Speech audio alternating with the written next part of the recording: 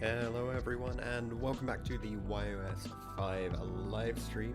Today we're going to be running through our top 8 matches, kicking off in about 15 minutes. Just waiting for everyone to jump onto the server, then we'll get the pairings sorted and share these matches with you guys.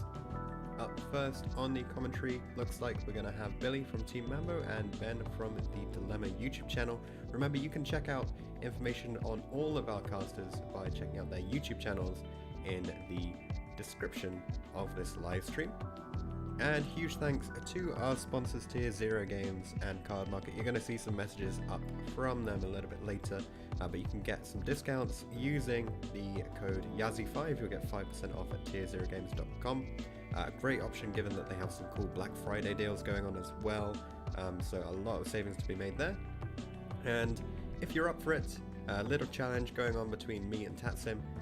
Who do you like the most? Show us by clicking on the appropriate affiliate link. You can check out mine for Cardmarket in the description, or head over to Tatsym's YouTube channel, again, another link in the description, and share the love over there.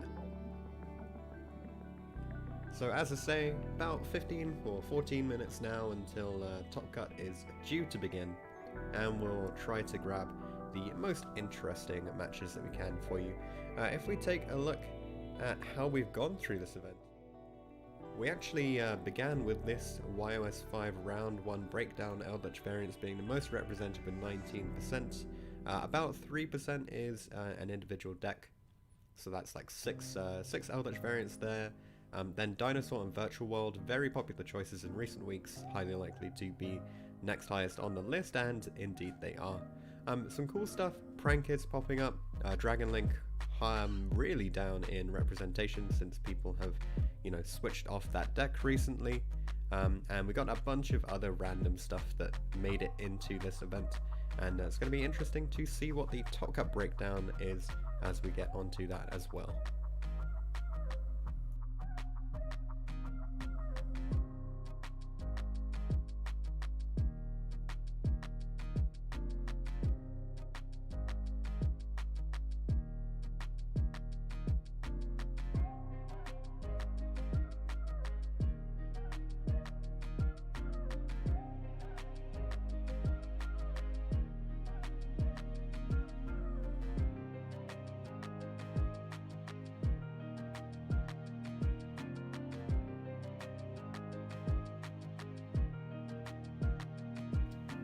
As always with these events, do let us know if the audio levels are okay. Let me know if the music is too loud, too quiet relative to my voice, relative to the other casters as we get into the matches. And feel free to shout about whatever you want in the live chat, which you'll be able to see during the live match overlay.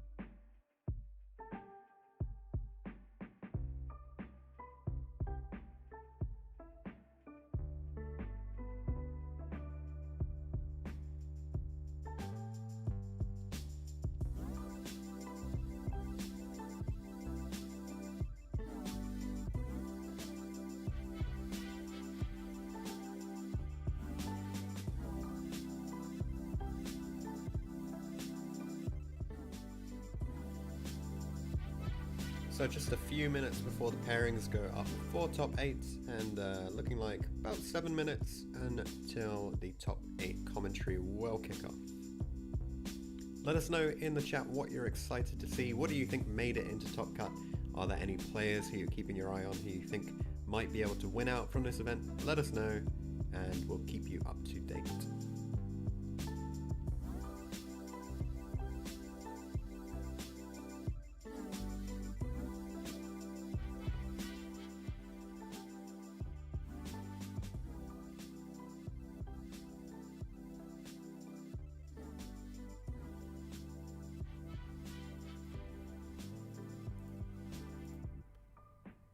Thank you for the info, Frosty, Lord of the Rings. Hopefully sounding a little bit better now. I can tweak it, it's okay. Becomes a lot easier when it's other people casting, because then I just manage all the audio on my side. But good to have your input for the moment.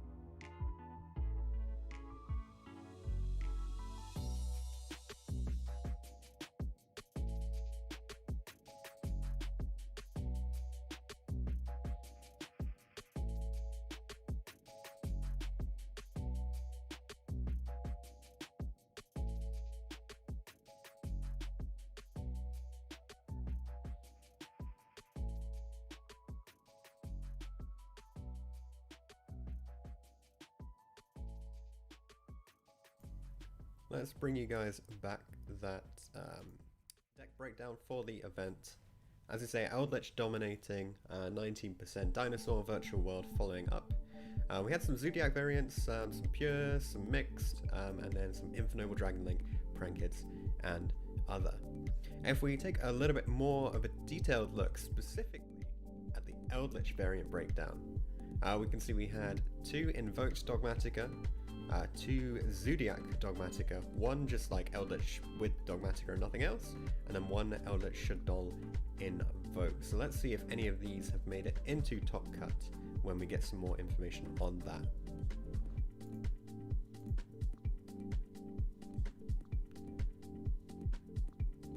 Where are we putting Zoo Eldritch?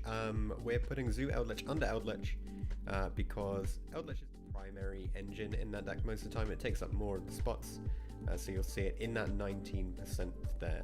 So Zodiac variants are actually just other Zodiac things, Zodiac Pure, Zodiac Tri-Brigade, that kind of thing. So quite a chunk of representation given that there's, you know, some Zodiac Eldritch and then some Zodiac like totally unrelated.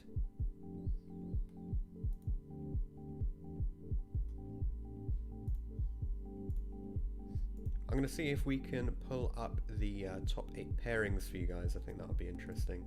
Let me see if I can get that image up without messing with the stream too much.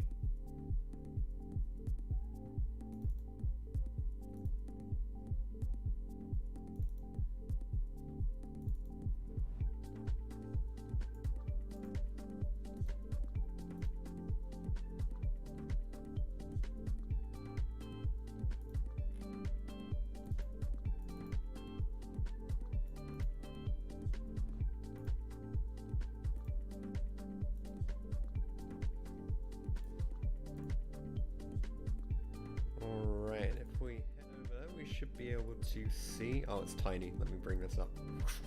There we go. It's incredibly blurred because this is literally just a tiny screen grab. But this is our top 8 bracket.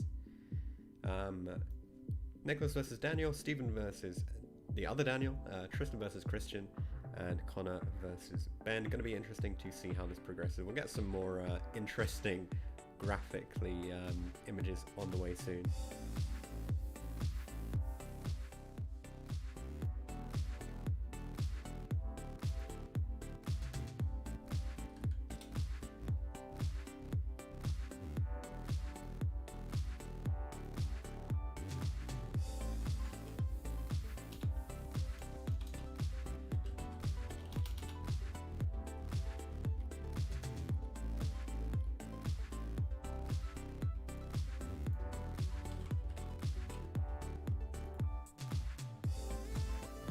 So it looks like we're going to jump straight into our match and bring on the commentators. Thanks very much, and I'll see you at the end of top 8.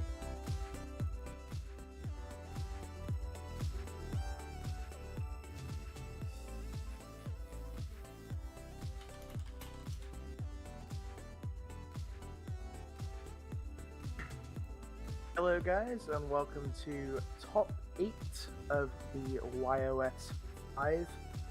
My name's Ben, and I'm currently on my own at the moment, just waiting on some other players joining in. So we have Hunter672, who was featured in the last round of day 1, obviously playing Infonoble. The Neospatian connector eats an Ash, and Hunter is opting to look at the hand with Team Tactics talent, basically saying that he has additional extenders, and there's a scoop from actually DHagger. So yeah, that's an exciting game 1. Combo mirrors do be like this. Actually, DHagger is on Dragon Link, one of a couple of Dragon Links that have made it into top 8, and I believe Hunter672 is the only Infonoble that has made it into top 8, as far as I know. So just siding here, unfortunately this will be a just a combo mirror really, or rely on hand traps, etc. So actually DHagger able to go first here, starting with the Black Metal Dragon, which is the best starter in the whole of Dragon Link, in my personal opinion. Making Striker Dragon, being able to make Striker Dragon as Chain Link 2 to grab Boot Sack Launch, and then being able to grab Darkness Metal Dragon off of the Black Metal Dragon.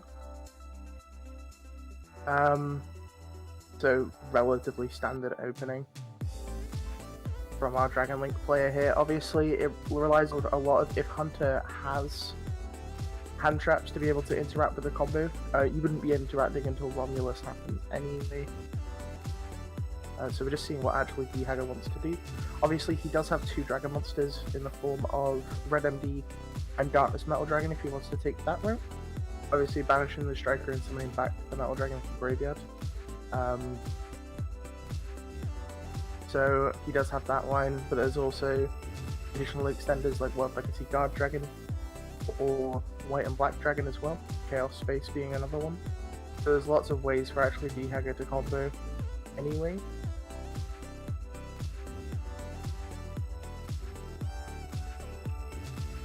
We may be able to get somebody else on stream, so you won't just have to listen to my voice. So we're just checking if somebody can come and join me. So we're seeing Striker Dragon being banished for Red MD, and Red MD's effect being activated, which can summon a Dragon Monster from DHagger's hand or graveyard. Unfortunately, DHagger has opened the Phalanx, which shouldn't be too much of an issue. I generally think that Phalanx is the 1 Garnet, but because he doesn't have to go for Romulus here, he can just go straight into Needle Fiber because he's opened the Phalanx. Needle Fiber is summoning Gamma, which is just another level 2 tuner to make Metal Marcher with. Link Cross being activated to summon tokens. And we have Nick joining us. Hello, Nick. Hello. So I don't know if you're in the game yet, but our Dragon Link player is just doing standard Dragon Link stuff, and the Infonobles took game 1 within about 12 seconds. So Okay. he opened Connector and Talents. So one of those games. Did the connector get hand trapped and then Yeah, just talanced anyway? Yeah, the Connector got Ash, and he just had Talents to follow up. So Lovely. can you see the game at the moment? Yeah, I'm now in the game. So we're seeing some standard Dragon Link shenanigans. Yeah, D-Hagger actually opened the Phalanx, so we didn't have to take the Romulus route. Obviously, you'd rather not open Phalanx, but because I know D-Hagger's list, he's only playing one Phalanx, so making Romulus was kind of redundant there. That's why this Gamma is in play, I guess. Yeah. Did he Halky Firex into Gamma? As the additional level 2 tuner to make Metal Archer. So this should still be, full combo, right? I believe. Yeah, it's 100% full combo. So it's not looking like any hand traps unless it's like a nib plus another hand trap, like where you hold it. Yeah. So it's kind of going to be down to whether he draws the breakboard cards ones that can actually help him out the extra deck lock. I mean, we saw Hunter's list in round 3, and we know he's on main deck Kaijus. Obviously, this is game 2. You'd assume the Kaijus are still in his deck, right? Yeah. I mean, the Kaiju is the perfect out because, I mean, unless Dragon Link is doing smoke grenade things, they don't get to see your hand. Like, yeah, sometimes, most of the time they'll get to snipe a card with Legionnaire, but that's random. So yeah, the Kaiju is what you want. There's not really much to talk about here. It's just standard Dragon Link stuff. Standard Dragon Link, yeah.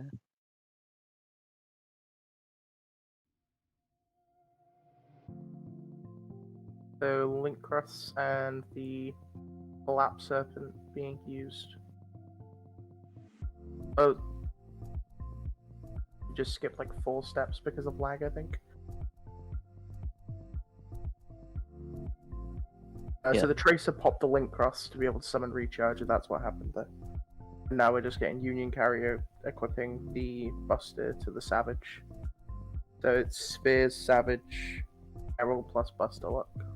Which seems pretty good. So standard board except no Legionnaire because of the slightly awkward opening with the Phalanx. I guess he couldn't get to the full thing, but yeah, still got the extra deck lock, so that's the main thing. Yeah, he had to fetch Tracer off of LP instead of being able to fetch Prota because he had no Tracer access. So.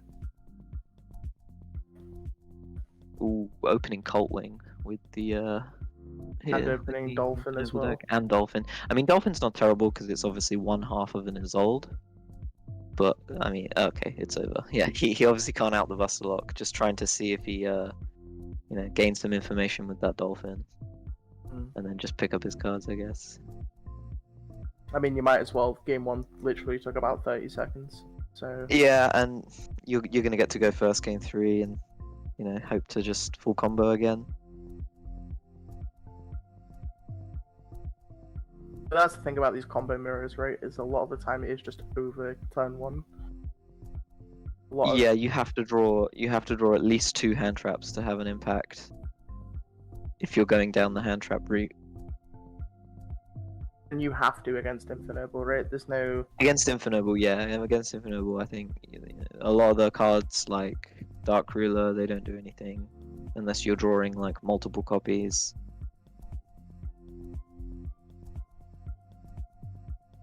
So we're seeing Hunter start here. Connector plus Talents again would just be quite funny, but I doubt we're going that way.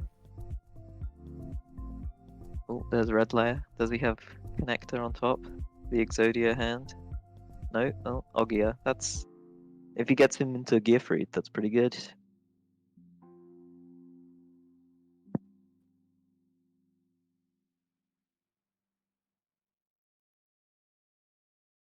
You always said Gearfried off the Ogier unless you have... Unless you already have it. Hoping to send Oliver. Interesting. He didn't drop Renaud either, so... Does he have... I'm trying to think what the last cards in his hand could be. Durendal and Gearfried, maybe? Possibly. So then that way you could.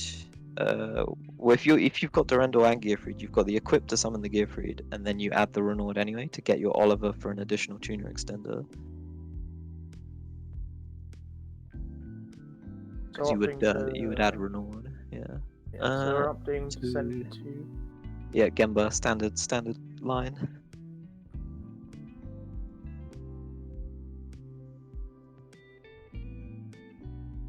Is there a reason to be playing Gemba over TG Striker other than it being a fire warrior, by the way? Yeah, the fact that it's fire is really big because if you're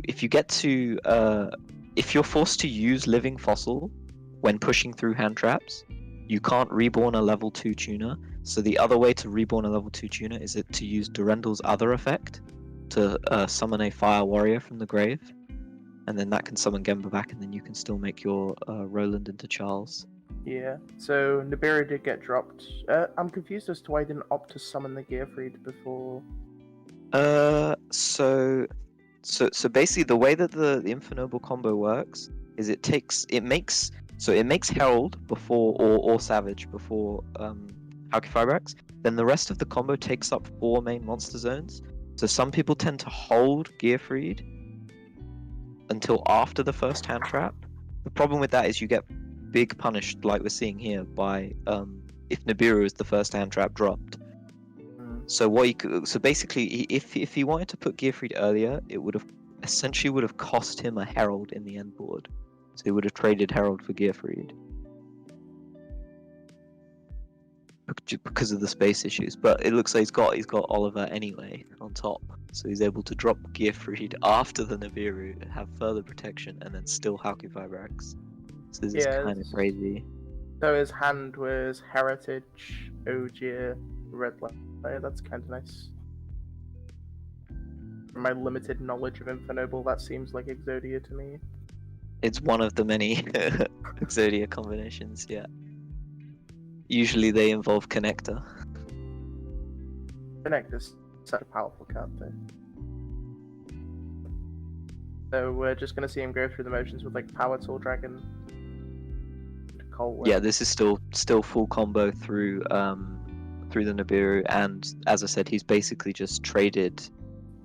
So the Nibiru cut off a Herald, but then he is replacing that Herald with a Gearfried in his end board. So this Nibiru kind of hasn't achieved much. I mean, it will be able to like go to battle phase and attack the Herald, forcing the Charles to pop in the main phase. But other than that, you know, his hand needs to be insane to be able to play through this. Which Dragon Link it is possible, but you need the perfect extenders. I mean, is it relevant that the Gearfried can only negate monster effects here? Oh no, he's making Herald anyway. I thought he actually wasn't going to be able to. Yeah, he just doesn't get double Herald anymore. Because the normal combo you'd get you'd either have Savage Herald or double Herald with Charles. But yeah, it's relevant that I guess that this Gearfried is only a monster negate and not an omni negate, so it limits his options a little bit. But it is untargetable, which is very good. Ooh, he's opened the smoke grenade. I did think that was possible with the equips that he chose to send off of Isolde. So opening smoke grenade, like here, allows him to smoke now, and then re-equip smoke in the end phase, so he can turn his Charles Pop in the opponent's turn into another smoke grenade. That's kind of ridiculous. But that will lose the Herald, because then the Nibiru can just attack over the Herald, and there's no way to stop the attack. But you'd think that with the complete hand knowledge, with 2 hand rips, it should be enough. I mean, hand knowledge is such a powerful thing in Yu-Gi-Oh! That I feel like that's why Infernoble is so strong, right? Is its combo also gives you hand knowledge on top of everything else. Yeah, for sure.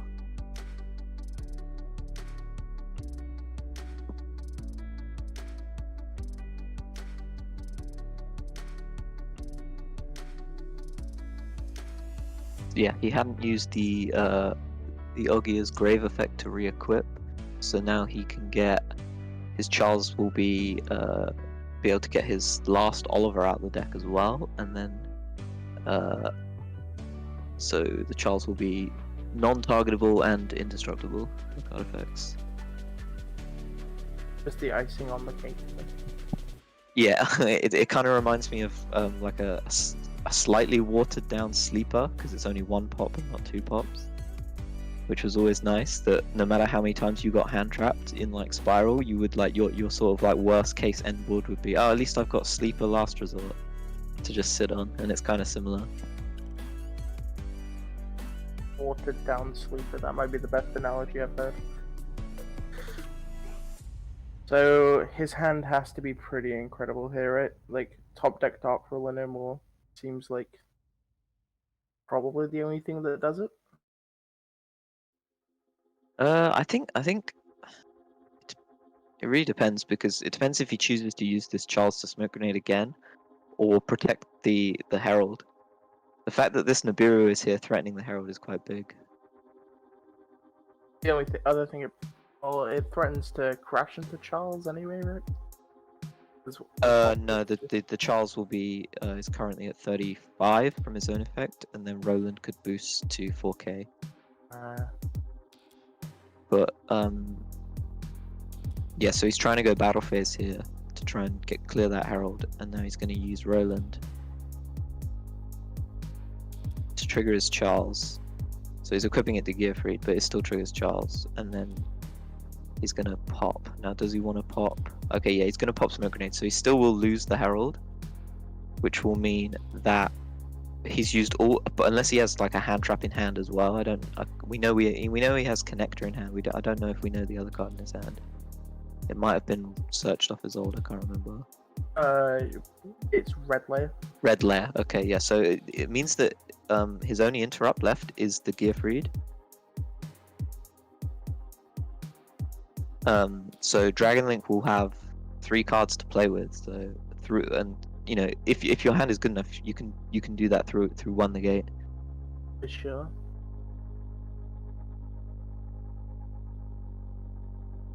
I mean, you are playing into like very, very big monsters though, right? So even if you are able to do Dragon Link stuff, you still have to deal with an untargetable and undestructible Charles and an untargetable Gearfried on top of that, right? Yeah, exactly. You need to clear the board. If you don't clear the whole board, yeah, a lot is happening next turn, because Charles equips in every end phase, so he essentially gives you a free rotor every turn, equipping back to Rendor. Free advantage is free advantage, I guess. So you got rid of Red MD there off of Smoke Grenade. That's interesting.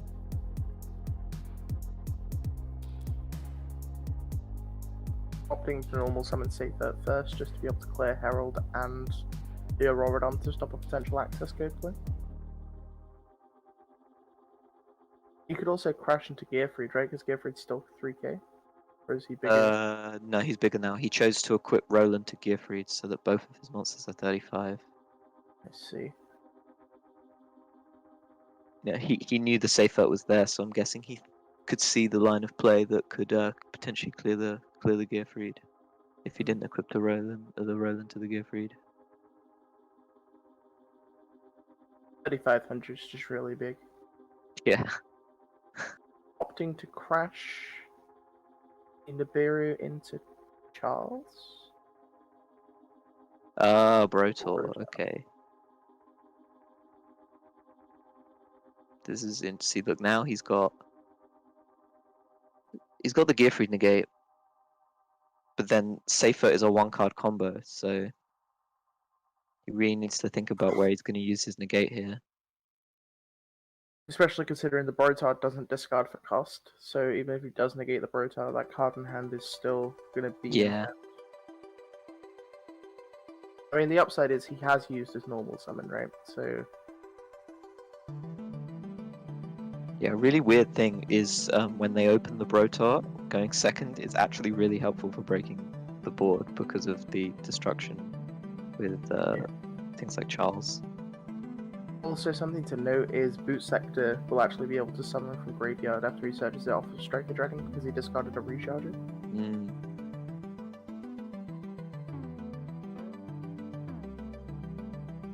So what are we opting to search off the Protar here? It wouldn't. Would it be Levianeer? Levianeer doesn't clear anything, right? Oh, it forces the Gearfried negate because the Gearfried still can be destroyed by card effect. Yeah. Yeah, Levianeer doesn't target, so it would force that.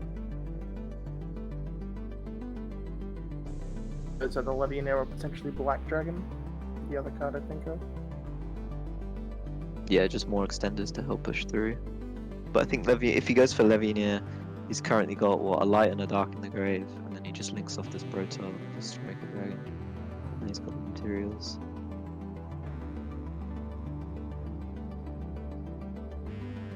Then it forces Gearfried, and then you should be able to full combo through that. Yeah. It's So just this whether or game not- is far from over, really, considering we saw full combo go through a Nibiru. kind of feel a bit foolish asking Joe if we should find a new match in the Discord. Now that we're here, he might have actually sided out Levianeer going second as well, which I see a lot of Dragon Link players actually doing. Really, that's quite interesting. I just Yeah. feel like it's really good at breaking boards. It's kind of like it's the Dragon's Dex version of Gearfried, really.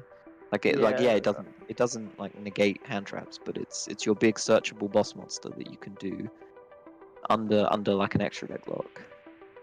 Yeah, so the guys in Team Syndicate, we've decided that opting to side out Levianeer quite a lot of the time. Yaga hasn't done it here. We've opted to side out Levianeer just because it's a card that doesn't actually help you play. Yeah. Like it.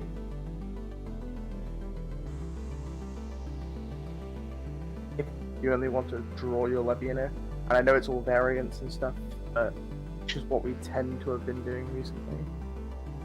Yeah, that So- makes sense. He's opting to activate the Safer before he makes Striker Dragon. So we're assuming the Safer's probably grabbing Black Dragon, right? If he is resolving it.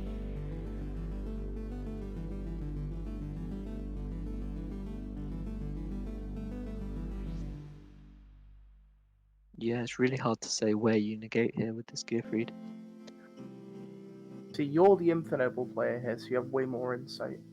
So knowing the cards he has in hand and stuff, where would you personally negate as he goes through?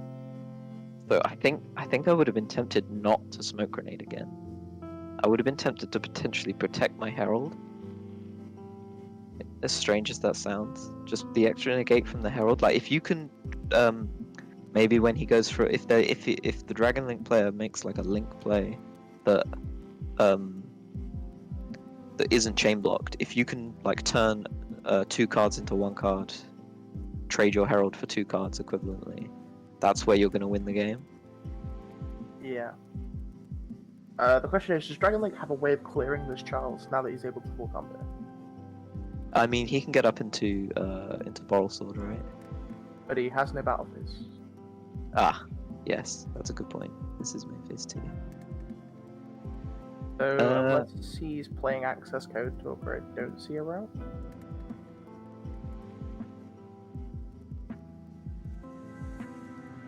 Do you have the deck list on screen at all? Not just this second. Let's have a look. Okay, so this is an interesting Dragon Link list.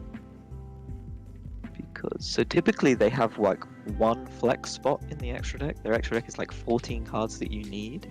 And then there's like 1 flex spot, which sometimes is the 3rd Striker Dragon. And it appears there is a rank 4 in his extra deck. There's a rank 4. Yeah, I think it's Dark Rebellion. I can't actually tell from the picture. I think that's Dark Rebellion Exceed Dragon. That's wild. Yeah, I'm very confused by this. I guess you can Tracer pop into it, right? Yeah. I guess Obviously, so. it's not going to help him here, because, as he said, no battle phase. So there's nothing else that can clear it in the extra deck, right? Because he's not playing access code talker or anything along those lines. No, but I guess he can. Yeah, go through his combo, and if he ends on spheres, does spheres bounce only in the main phase? Or is it? I believe it's in the main phase it can bounce. Okay. I was gonna say, if he could do that in the standby, then he just waits and then outs the Charles then. I'll look it up real quick.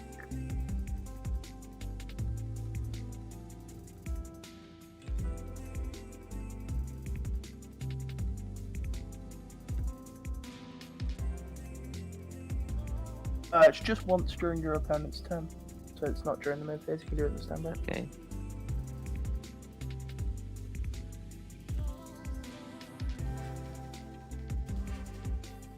So we're just seeing him go through his standard motions of being able to get to. I assume you just go for the full end board. He won't have the Buster in his deck going second, obviously. He should just be able to stay back the Tracer. Use Tracer to pop the token to get the Savage. So we So should having end on Savage Spheres, I guess. Savage Spheres. And then his opponent's hand is Red Layer plus. What was the other card we said he had? Connector, right? Connector, yeah. Interesting that he chose to search Connector off at the end phase Roland. And maybe would like it's a one card is old, so like it's probably gonna work out for you, but I think I tend to normally search. It depends on the scenario, but I tend to normally search Renord. Oh, he's using Pisty to bring back the red MD that was banished from the hand by Smoke Grenade. So he gets an extra monster here from that. It guarantees him a follow-up play next turn, which would be a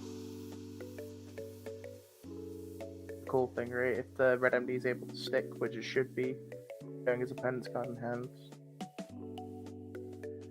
Another thing to note is I don't know if he's playing a second Recharger. His Recharger was used earlier on, right? No, he's not. So he just has Rocket Synchron as the other target. So he won't be able to actually make a Savage Dragon here.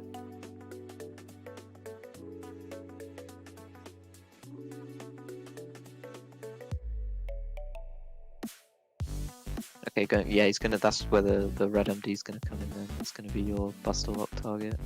He kept the Buster Lock in going second. That's interesting, yeah.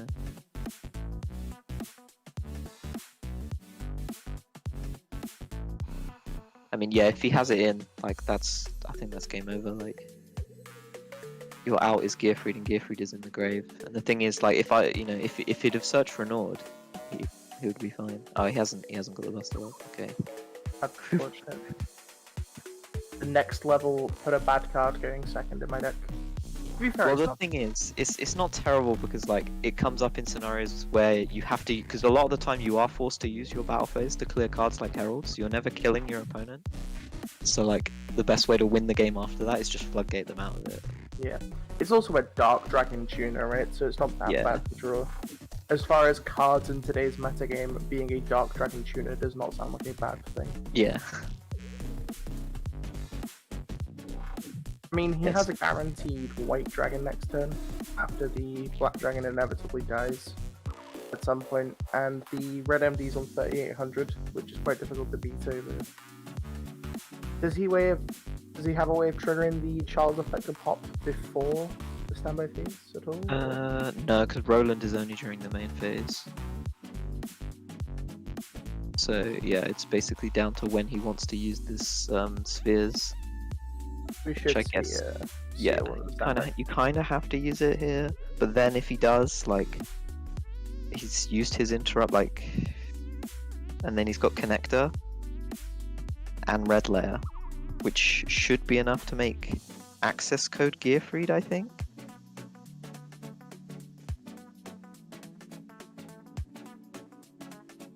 Do we know if Hunt is actually playing access code?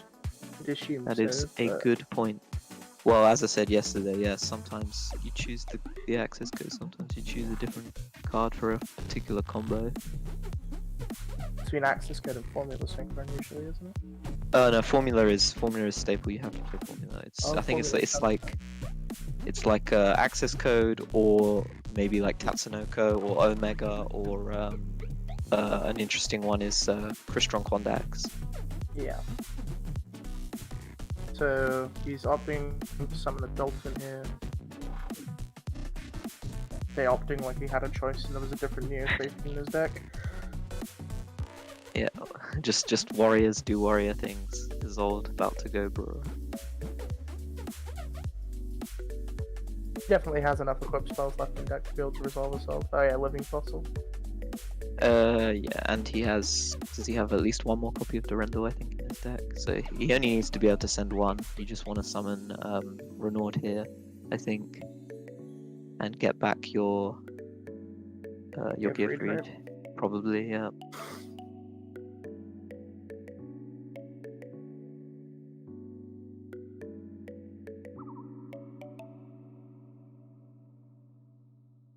And then he can make access code that will be on 43.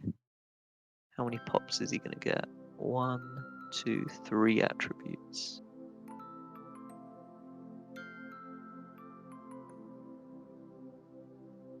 So D-Hagger having the token here might be able to keep him alive, Yeah, actually. but then he will be playing through a Gearfried in a simplified game state, which is always nice. Well, he'll have White Dragon plus Safer and Grip. Because... That's very true. Unless, well, he'll opt to summon Gearfried before the battle phase, right? Obviously. Yeah. So Gearfried should be able to negate the Black Dragon, and then yeah, he'll have Safer to try and get back Levian in. So. And he has Boot Sector launch because it's also Soul Charge for some reason. So he has Boot Sector for Tracer plus Safer on his own turn. Yeah, I think I'd be tempted to, because knowing that you can't necessarily kill through 4 monsters, I would pop the Boot Sector launch with the access code if you're going for access code. And then, because Gearfried clears 2 monsters because it can attack one and equip another one. And then just like leave him with the token. Well, no, you would pop the rest and then attack. So you would get 3 pops. So he'd just be left with Levy in the top deck. I'm still trying to wrap my head around why Boot Sector launch has like 2 really good effects. Like all cards in the game right now just have YuGiJoe cards. I remember when I read Sacrifice for the first time. It has 4 relevant effects. As somebody that played Cleethorpes for quite a long period of time, yes, it does have 4 really good effects.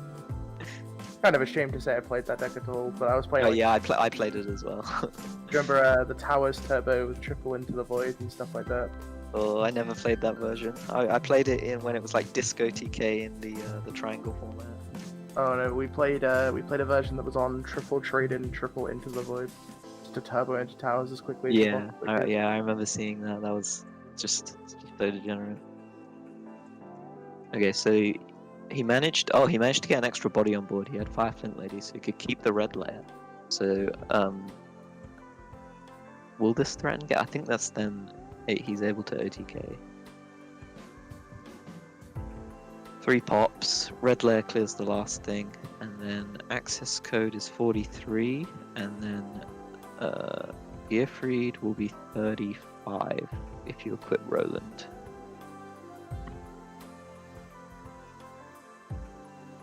He also has the Phoenix Blading Grade for an additional 300. I don't know how relevant that is. He chose to keep the Union Carrier, which means the red layer does damage over something instead of attacking a defense position token for no damage, so the extra damage is there anyway. This is a lot more interesting than I expected it to be. Yeah, this game 3, yeah. So sometimes I've had this happen with this particular matchup, because I've been playing Infernoble since they came out, basically. And yeah, sometimes Dragon Link can just have enough gas to push you to turn 3. That's 33-53, and that's the game going to Hunter 672, moving on into top 4. Yeah, that's certainly a lot more interesting than we thought. Yeah, For for a sure. combo mirror. I mean, after game one. Well, yeah, it made up for the first 2 games. I mean, I solo commented game one and literally said he summons connector, Ash gets activated, Talents gets activated, and we're in the sideboard.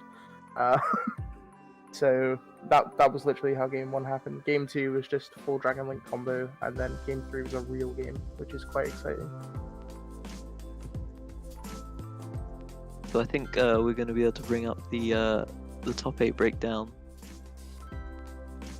again, which I don't know if you've seen what's in top 8. So the top 8 breakdown should be on screen now. So we have 3 Virtual World, 2 Dragon Link, 1 Infernoble, 1 Eldritch Dogmatica, and 1 Dinosaur, making top 8 for YOS 5. So Virtual World being the dominant deck, like it has been in the other online formats, just being the most flexible combo deck, I believe, and also having a really good matchup against Control. Yeah, it's interesting to see Dragon Link with a little bit of a resurgence topping here, because it kind of dropped off. I'm not sure if it dropped off due to the fact that people thought it was bad, or if it just dropped off because people had gotten bored of playing it. Exactly. I think that is the case. It was the same with Infernoble, right? It's like everybody was on Infernoble for a while, and then they were like, "Oh, Dragon Link's cool." They dipped over to Dragon Link, and then it went back to Infernoble because it was probably the best combo deck, and now we're in that scenario. Dinosaur poking its head out again as well. Yeah, I think it kind of goes in full circle, right? So when Dragon Link is very good and very popular, people want to try and play Dinosaur because it has the best Dragon Link matchup. Then once Dinosaur starts to see too much play, you know that's when people started, Phantom Rage came out, and then people started playing the Virtual World deck, and it has a very good Dinosaur matchup because VFD. And then now we're kind of going full circle with Dragon Link again, because if you're going to lose to VFD, you may as well just roll some dice and do your own combo, right? Yeah, that's the thing about these formats though. The format's so diverse that playing, obviously you notice there's no real rogue deck in the top 8. Playing a rogue deck in a format like this, being like the rogue deck guy, as people call me, it's very difficult to play a rogue deck right now because all of the decks do such different things. Like they all aim to set up a big combo rate, but it's impossible to really target every deck in the metagame right now. Yeah, it's diverse as you say, but diverse in a high, there's a high power level. So there's a lot of very powerful decks, which makes for very difficult deck building. When you have diverse, but none of the decks are so broken that you can't play rogue, it's a lot easier to deck build, I think. So for example, before March and before Hauki Firebrax came out, I was playing Magical Musketeers, and I was able to top a regional with that and play against the decks at the time, which were Lunalight and Spiral, because none of their boards were threatening enough that you just auto lose. But now that with Hauki Firebrax kind of just opened this whole can of worms, where we've now just got combine that with the ongoing crisis of cards not being able to be necessarily hit on the Forbidden Limited list because there are no actual events. It's just led to this just crazy, super high powerful yet diverse format. Yeah, for sure. I mean, it's a lot healthier than it was when Eldritch Synchro was a thing, for sure. But we're still in a situation where cards like Hauki Firebrax and cards like Assault and all of the really, really, well, I don't want to call them dumb, but the cards that shoot it from deck really, really easily seem to be the problem right now, alongside cards like VFD. But without those cards being hit, we will end up in these sort of formats where every deck's really, really consistent at what it does.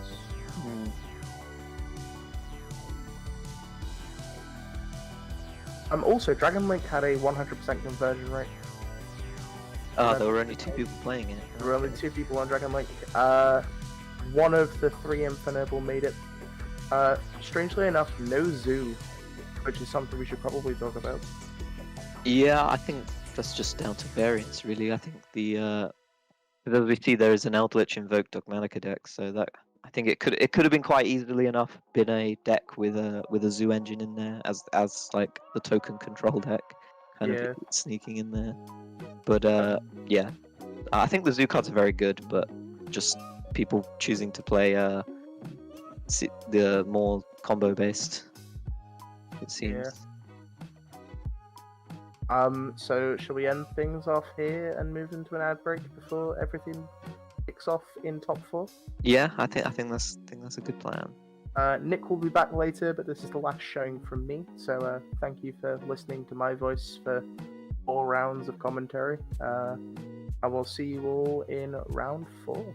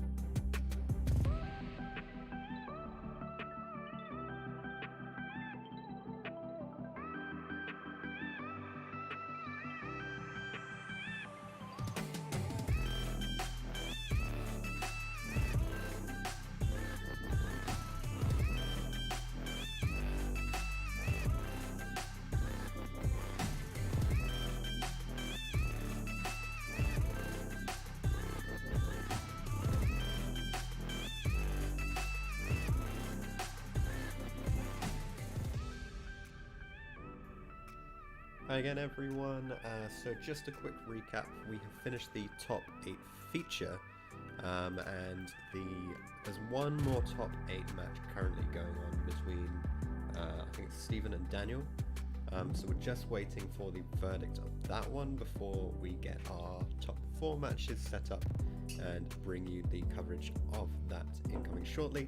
That will be covered by Betty from the Disciples and from Nick, who you may have heard in the top 8 coverage or on the stream yesterday. If you're interested in checking out any more information about the casters for this event, head into the description and you can pick up all the YouTube links and all the great stuff down there.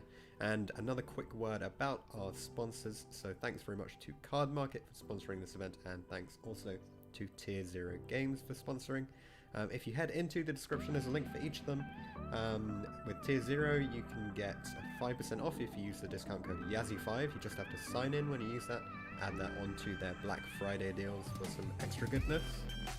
And then if you use the Cardmarket link, it doesn't do anything special, just lets them know that you like the channel. And if you're interested, running a little competition between myself and Tatsym, want to see who can get the most clicks on the affiliate links. So if you like my channel, click on my link, and if you prefer Tatsym, head over to his YouTube channel, also in the description, and click on his affiliate link.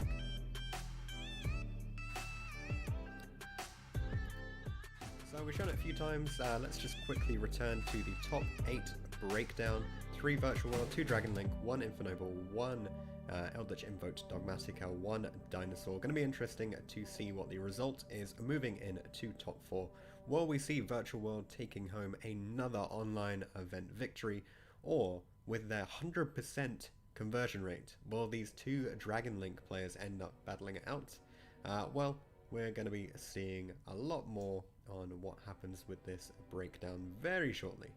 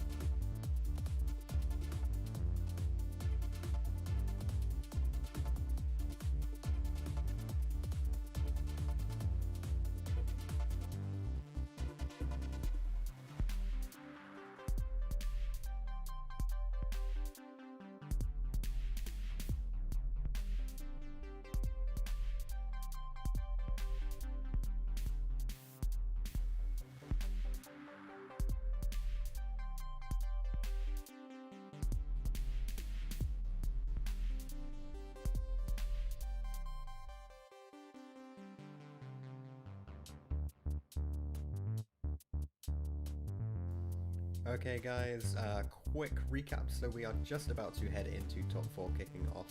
In about 6 minutes here are our pairings Daniel versus Steven, Tristan versus Connor. Who will make it to the final? We'll just have to see who has mastered their decks the best over the course of this event. So coming on to the coverage will be Nick and Betty. Betty, of course, from the Disciples YouTube channel. Check it out in the description if you haven't already, and drop them a sub. Always great content, and you'll see a lot, like an insane number of online event tops from those guys over the past few months.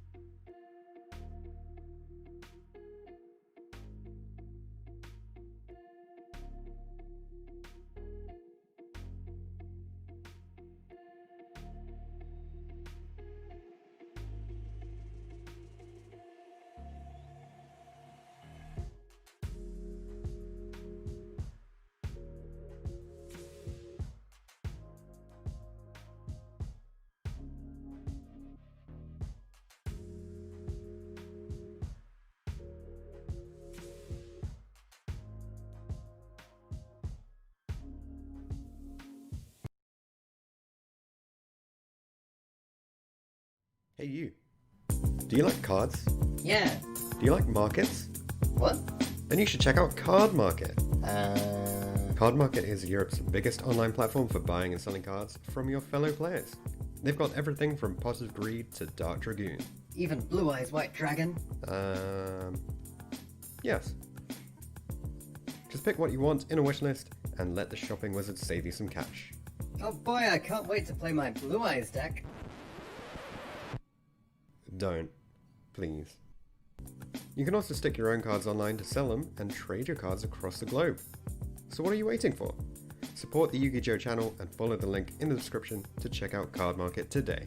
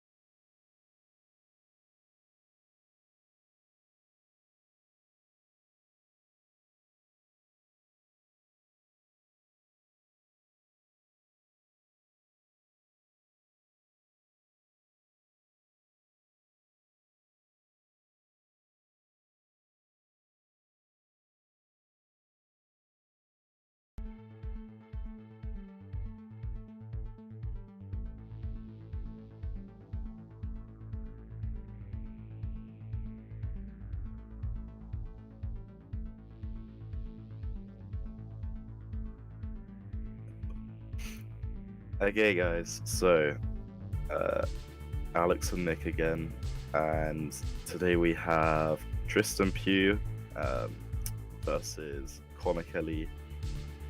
Iconic matchup. It's a virtual world mirror match. It's lovely. Yeah, And we're here in top 4. top 4 riveting gameplay. Tristan won the RPS, and yeah, there's not much to say. It's very dice roll orientated, and yeah, you just have to draw a hand trap basically. Otherwise, you just lose. I don't I've think heard this deck can brick, but personally it looks super consistent to me, with desires and everything being able to be played. So... it's just if you draw you just don't draw if you draw too many of the level 6s and then no way to summon them, that can be a okay. problem. But Kowloon fixes a lot of the problems anyway. Yeah, it just gives you the free target on the field Yeah, in exactly. the beginning to start summoning your guys. Yeah, and then it just means that any virtual world then gets you into plays because you send King Long to grave. So Lao Lao's traditionally going to be one of the worst ones to start with, right? Yeah, so his Because- hand here not Yeah. looking too good, I guess, but still So- playable because Yeah, so it's either looking bad or he's just using the Lao Lao first to bait a hand trap. That's the other argument. okay. No Ash but- here on the. Yeah, it looks like the he's King got no Long. Ash. So he might just be holding Gamma for the Lulu. That's another perfectly reasonable play. Would you Ash Kowloon if you had Ash? If it's the first card your opponent plays? I don't think so. I think I'd rather just Ash a virtual world monster. Yeah. I think Okay. anyway. So he discards another copy of the trap. Oh, he held Ash for Lulu. Interesting. Yeah. So this is kind of okay because he can make a rank 9. Sorry, a level 6 synchro. Level 9 synchro even. And Yeah, he hasn't normal can- summoned, so Yeah, so he can do that at worst. If he hasn't got another virtual world monster in play. Obviously, you're hoping he's got Nyan Nyan, maybe Nyan Nyan, maybe GG. I don't know. having to normal the Lulu anyway. Okay, so he's making making a rank 6, so it's M7. That's interesting. That's kind of, yeah. I'm not sure if I like this or not, but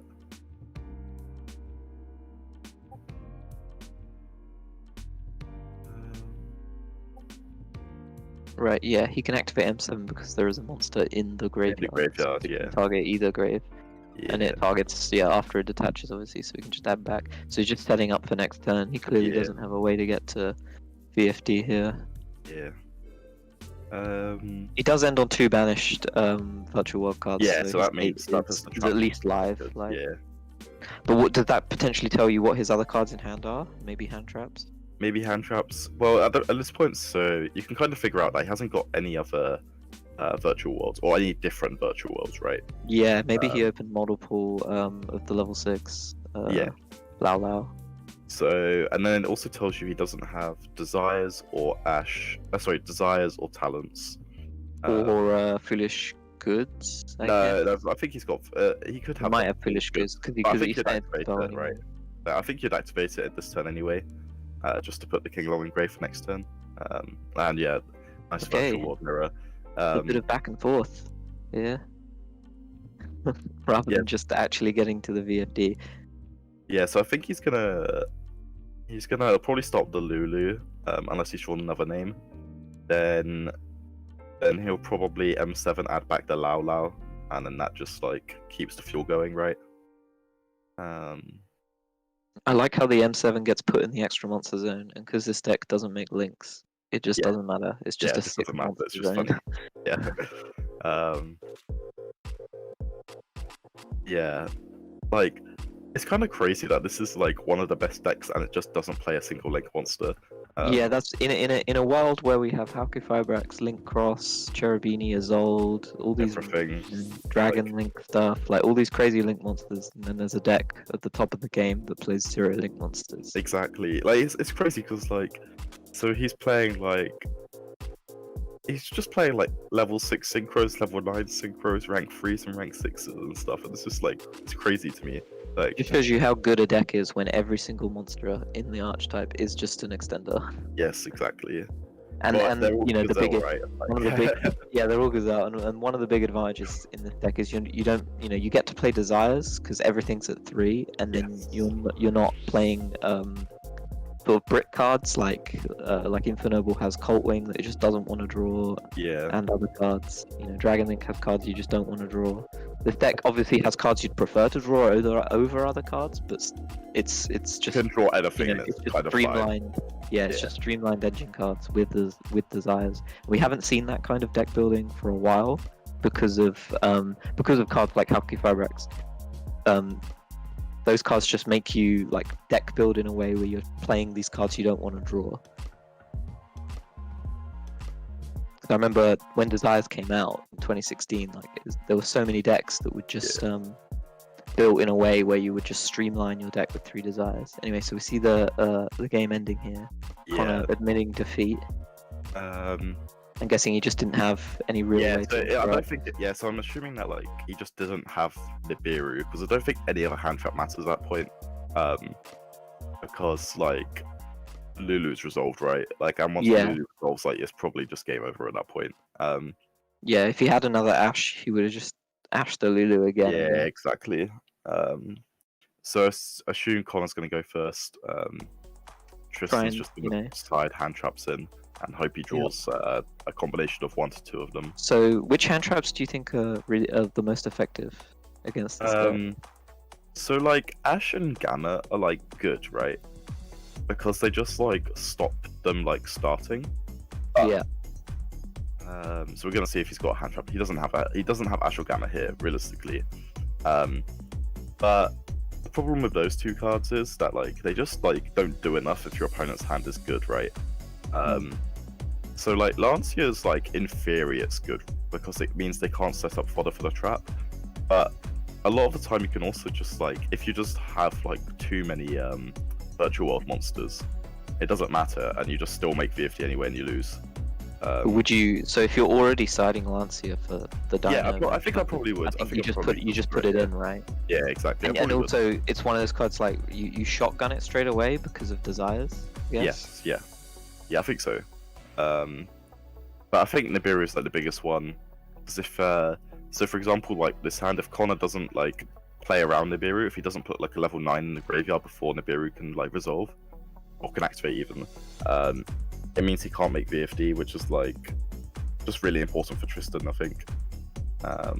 Yeah, so if he just like commits all his names to the board Yeah, exactly. and then tries to do things with them rather than doing them a little bit. It's like you want to put a 9 on board before you've got 5 summons, just because like if Nibiru occurs, then you can just make Cloud Castle. Yeah. And then that's just broken, isn't it?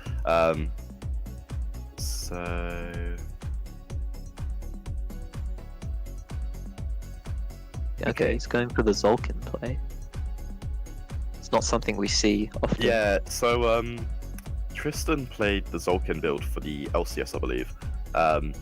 But the problem he had was that any game where he was Zolkining, he actually just like, a lot of the time he just couldn't make VFD as well. So we're gonna Your see hand has that to be here. like particularly good. Okay. Yeah, so we're gonna see if he can get to VFD plus Zolkin now. Plus the Crystal Wing, yeah. Which Yeah. is probably just game over, right?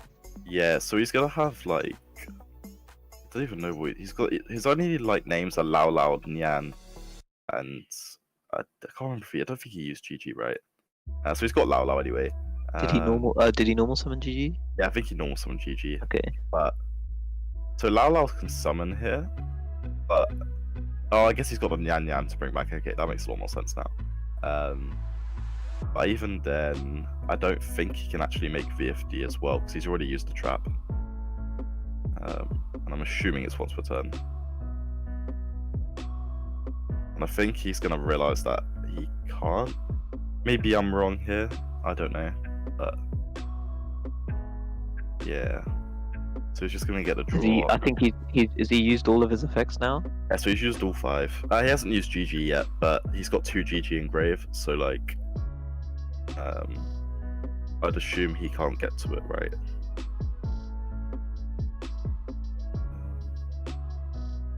So the only way he makes VFD is if he gets to the 3rd GG. Yeah, literally, if he's got the 3rd GG in hand. And even then GG's not a tuner. Yeah, but so- Nyan is a tuner now, right? yeah. So Yeah, but So he that- doesn't have a 2nd tune. Oh wait, yeah, oh, Lao Lao's a tuner, yeah. Lao. So he has to have GG. yeah. So assuming just on Shen here. Okay, Oh, he's got- maybe he's just okay. digging. Yeah, I guess. Is he gonna remember to use Nyan Nyan's effect? No, he did not. Okay, nice. That shovels anything back, right? Yeah, I mean, I guess you probably don't want to use Nyan Nyan in this situation anyway. Because So he's you'd rather keeping have the more croc cards as to choose. an interrupt here as well. Yeah, so he's got a 2 pops and then negate. That doesn't seem better than going for VFD Yeah, because because it gives your opponent the opportunity to try and play. yeah, He's got a set back row as well. We obviously Yeah. don't know what that is. so we know it's not Imperial Order. So realistically, yeah. if it's anything, it's probably something like Skill Drain. I mean, Um, you wouldn't keep skill drain in, would you? No, realistically no, but never Maybe. know, do you? Do you think there's merit to play like something like D barrier in this matchup against remember this, someone or just talking against the about it, virtual world but- in general? I remember someone talking about it, but the problem I have with those types of cards is like, if you debarrier, if you debarrier a synchro, then they can just like Zeus you, right? Yeah. And yeah, then this is true. and then if you debarrier XYZ, then they can just like put out like 2 or 3 rank 9s, and that's probably still game, right? Yeah, so- level 9 thing, yeah. Yeah, so like, yeah, it's kind of just questionable. King Long is also really good in this situation. I think that card is Because, so good. It's in the grave it's a searcher, and it just means that going second Kowloon is you have to negate Kowloon if you've got a negate because it's going to negate your negate. Yeah, so in this situation, it means that like if he wants to keep the Crystal Wing effect, he has to like either Croc or Chooch pop it. And they're just searches. So and then like, just searches, so you it's don't get just- any real value. Yeah, and popping- literally. from Yeah, so popping now Kowloon. like he's using the Chooch. So this is really good for Tristan because he used Chooch instead of the Croc. Because it means that in theory he can normal summon a monster, right? And punch over the Croc. Oh, no, he can't punch over the Croc because it's 2k. I forgot about that. Don't mind me. So now Tristan's got 7 cards in hand. But the problem is he still just loses to a normal summon pop, right? I don't know if there's any way he can mitigate that unless he's drawn another copy of King Long, basically. Yeah, he needs another 'Cause continuous he's still card. got, yeah, because he's still got the Crystal Wing.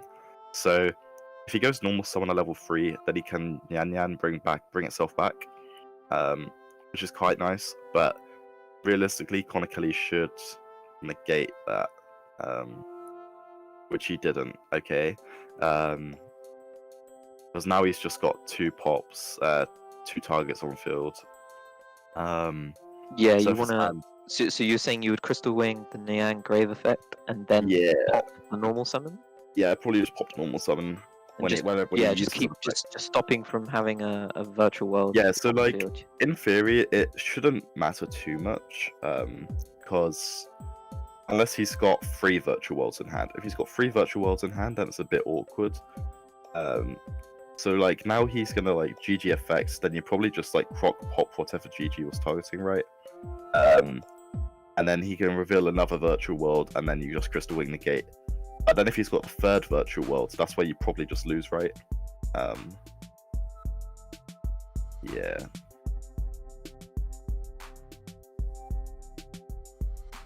As long as Tristan's got like 2 virtual worlds in hand, then he should be fine through this. Obviously, depending on what the last back row is, but Yeah, we're still none the wiser on the yeah. Set He's card. also just left the Lao in attack position, which is kind of funny. On that 0-2400. But... And then he's Nyan to return something, which is a really nice play like that. Because obviously it's got the Omega like type of synergy where it can put back face down banish cards off of desires. Yeah, and he did choose to put a face down banish card back, so we don't get to see what that is. Yeah. So he lulu'd. So yeah. This is the problem I had with this line is that if he just had the third virtual world, it kind of just gets him there. You probably send a trap here, right? I mean, don't he's think- already used the spell. Yeah, you probably just send a So trap. this is Lao resolving, right? Which is the Yeah. reborn, but it can't Yeah. reborn the one it sends. Yeah. And he just can't send a monster anyway, right? Because he's targeting monsters. So he sends. Yeah, there's no advantage to sending a spell here.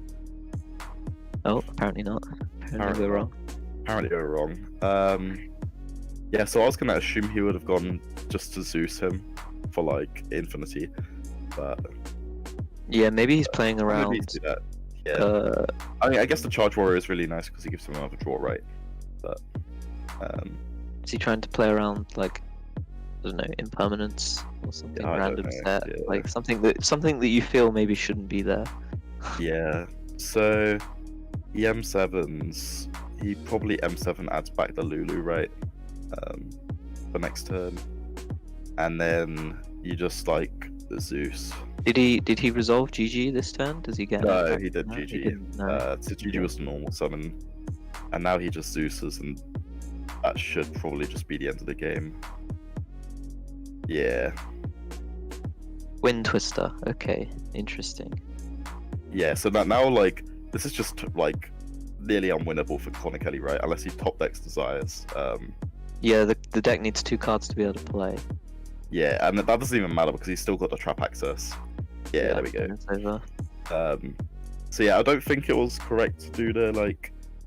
I think Crystal it was Wing. just correct. Yeah, so I think no, I don't think that was like terrible in this matchup, but I think if he just like pops the level 3 and negated the Nyan engrave, then that would have just put him in Yeah. like such a good position that it Shutting, didn't yeah, matter. shutting off all the virtual worlds on the field. So Tristan takes it 2-0, 2-0. proving that you can win going second. Yeah. It's, combo mirrors. Yeah, especially as like he essentially did resolve his full combo, right? Yeah, I mean he didn't get VFD'd. He did get the FD, but like obviously like It he was still resolved where he impressive wanted. nonetheless. Yeah. I guess the desires, giving you the extra card and having 7 cards to play with going second is just really important. Yeah. Okay, it seems like the other top 4 matches also done. And Stefan Roberts won with his I can't even remember what deck was he? Dogmatica Eldritch Invoked. A pile, yes. Yes. The choose which, put your control engines into a hat, pick out 3, combine them into a deck. Yes. I do like that strategy though. That is an official. And he chose not to go with Vu. No. I'm guessing he just didn't play in 2017 or something. To enjoy it at full power. Or maybe he did because he's playing invoked cards. Maybe he just preferred- true. Maybe just Maybe prefers maybe he was an invoked spieler. Ah, I do know one of those ones, so it's fully understandable. But yeah, so we've got Virtual World verse invoked stuff in the finals of YOS 5. Do you have any more comments on this? No, not really. It's good to see. It's not another virtual world mirror, I guess, in the final. But yeah. Yeah, I was surprised their matchup was also done relatively quickly. Yeah, right? yeah. I was expecting a longer other top 4 match for us to just potentially go because over. the Eldritch invoked deck thing is obviously a control deck, so you expect it to take longer to do its bit. Yeah. So yeah, that's it from me and Nick. thanks to Joe for having us on to talk about Yu-Gi-Oh and stuff. Yeah. I guess we'll wrap things up there, and Yeah. Enjoy Joe the and Tatsym will finals. be back for the final.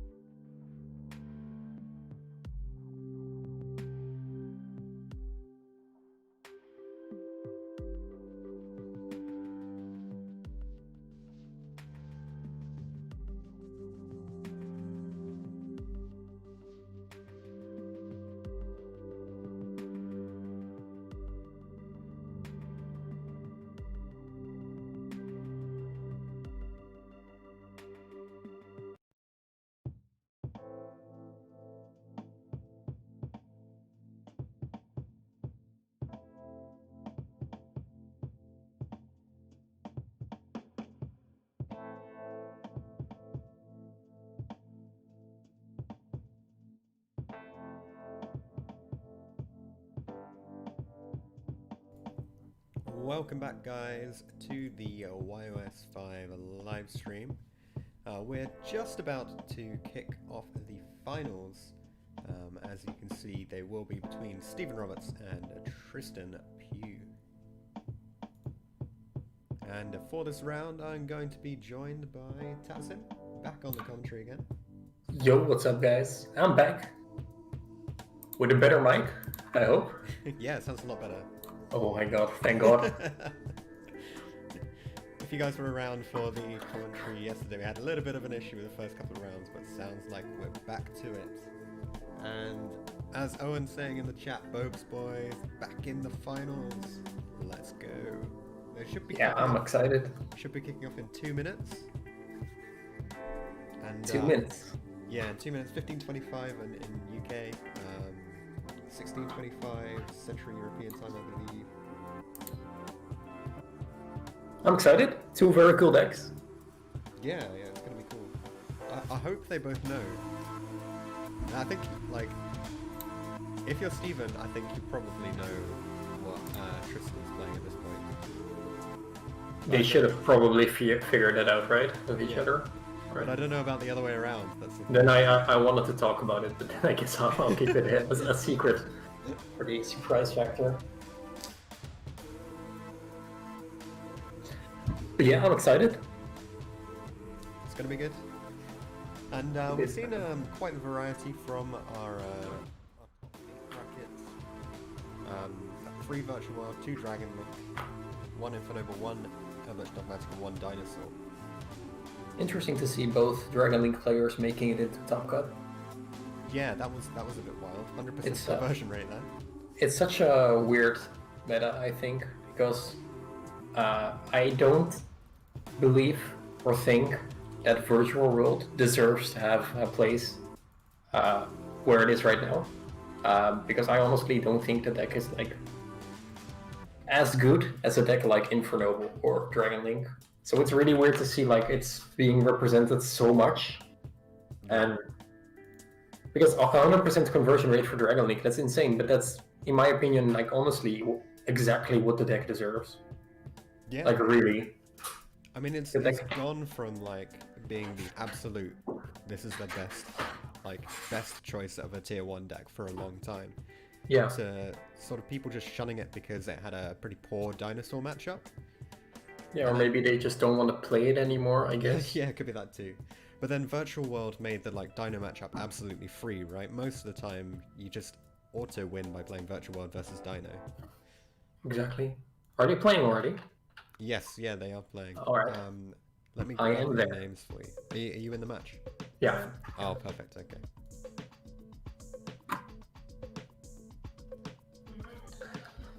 So, we've seen Desire's set from Tristan's side.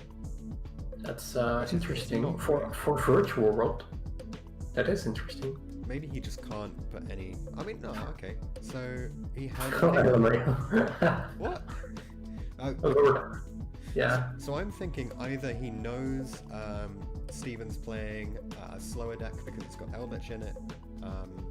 If you- Getting the effect off here. Reading? What are we reading? What? What? I think maybe he's confirming how the effect of Lord works, or maybe just checking Sanguine and when Sanguine can Yeah. activate. In all honesty, I would not go for a slow approach against a deck like what Stefan is playing, because that deck can just as easily just kill you. But it is interesting to see that he gets away with it. Setting so many cards. Ooh. And then end phase effect. Tristan did say thank God, but this can easily be matched with a Quiro. Yeah. Really cool though that Elpic is popping up again because it has such a good Virtual World matchup. Ooh, and he's setting the That means he has everything else. yeah. Wow. That's interesting. Oh, okay, so he's going to banish the King Long so there's no search. Because, I mean, at this point you would assume Tristan just doesn't have Virtual World names, right? Otherwise he would have gone King Long and then resolve all the Virtual World names. Maybe he has all level 6s, or maybe he has like Gamma or something. Yeah, it could be that. Interesting. This is like... I don't want to like trash talk Virtual World too much because, you know, I may be completely wrong. But like this is also one of the issues of the deck. Like everyone's saying that it's super hyper consistent, but it's really not. This is just something easily doable. Like you can just have like 2 Virtual World monsters, but they're just the wrong monsters, and then Yeah. you know you can still end on like a pretty good board. Like VFD is still broken. Yeah, but I guess you get away with it by playing all the other starters, right? Because you can play Desires, you can play The using goods, Foolish Burial so- Goods to get some additional starters in the deck. But I think you kind of need that, right? You couldn't just take a Virtual World core and then put hand traps in it. You'd need other consistency cards to play around the deck. Yeah, someone in chat saying Dragon Link isn't the best deck rule. I would argue that we are in a tier 1 format where all the tier 1 decks are Virtual World. And of course, I don't think it is that good, but I still think it's tier 1. Virtual World, Dragon Link, and Infernoble. That is definitely just the format. I don't think there is any best deck. So Stefan definitely knows what he is doing versus the virtual world player. Popping the GG. Just don't let him get into anything else, and then he should be fine. I mean, we know. That's a back row. Yeah, we know the hand just isn't really super playable at this point. So all Stephen really has to do is just keep playing. Like, he doesn't have to put a lot of like too much pressure on the board. He just has to kill Tristan. That's kind of dependent on what he has on the extra deck right now, but he can definitely push for game here, I believe. It's all kind of dependent on what he top decks as well. Yeah. Or if he can eke 1,000 damage out of the extra deck by linking off the Golden Lord, sounds pretty good. People have been playing Barricaded Board Blocker, which is only 1,000. But like a Nightmare Phoenix would do as well here, which would still be really good to just destroy the back row as well. Definitely. Unless that back row can interrupt, but I don't know what it would be that it could interrupt at this stage. Yo, this deck is such a good matchup versus Virtual World, it's insane. This That's so particular cool. build, or No, just Elf deck. Legend? There's Board Blocker. Yeah. Like you have the DD Crow, you have the Conquistador, you have the Lord that cannot be destroyed. Oh, no, That's it. That's just it. Ouch. No Shin stopping him. How bad a deck like Elf is versus Dragon Links or Infernoble, that's how good it is versus like the other top tier deck. Yeah. Well, I mean, I think like you're gonna see that in any case, right? Tristan clearly did not open a decent hand. So Yeah, that's true literally as well. any deck that had a playable engine would have won there. It's true, but I would argue that the second turn that he had access to play. Of course, activating the second desires is hardly anything from desirable, but Yeah. but it's just easily countered. You're not being able to be picked up. Connor is non-ironically saying that Virtual World is the best deck. Well, here's what we're about to prove. Yeah, let's see if he can beat our Lord Lamau.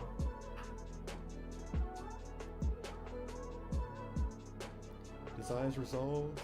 Do you think if he has Ash, he would have played it there, or do you think he'll just save it for like a Lulu or something? I think it's common knowledge that that a Virtual World plays Gamma now. So I would not risk it this format. You can only get punished. Okay, so the Lao Lao goes through here. It's not going to get masses of value out.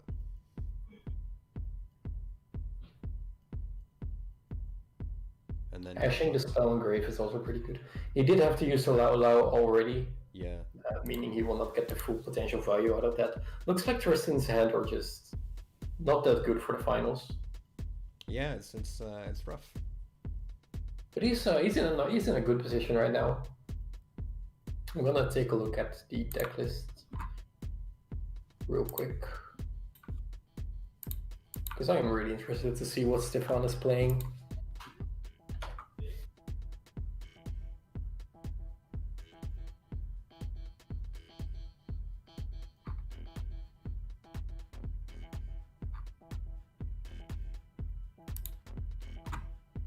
He's gonna be able to pop over no hand traps in the hand of Stefan, or he is waiting.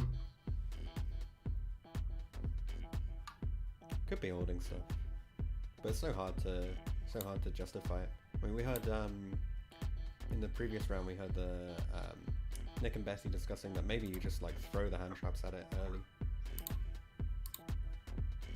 Yeah, I don't think you are in a rush necessarily.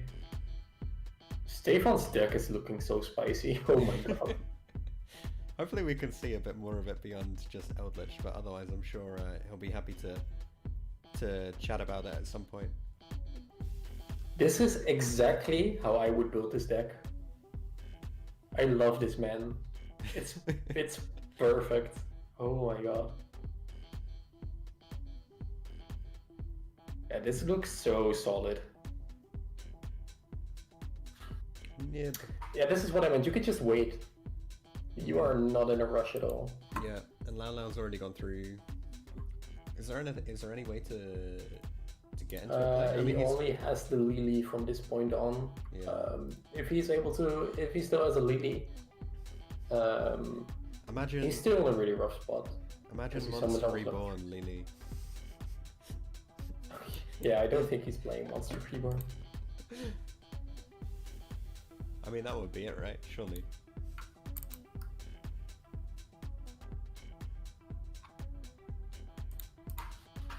Okay, he gets the Nyan. So he gets some extra resource, which is fine.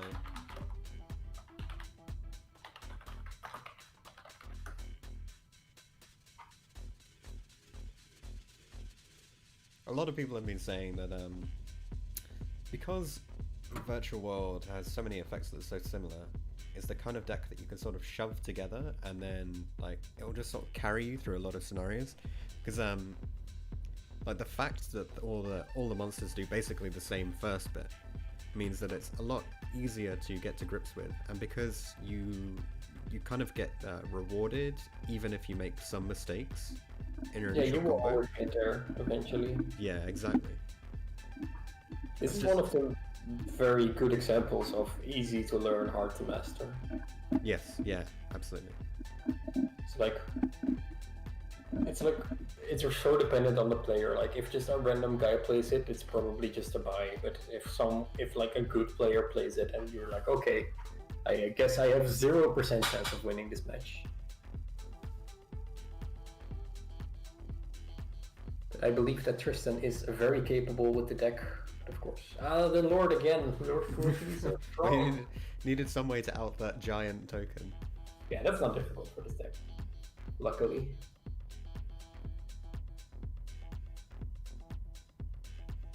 Ecclesia. Second hitting the engine, field. finally seeing it. Gamma. Ooh, Also hitting the field. that's not great. He did have the Gamma in hand. I think Tristan's double checking he's not banished the driver. Oh, is it gonna return to hand? It's not gonna return to hand. Ha. Okay, so Steven's just thinking on this.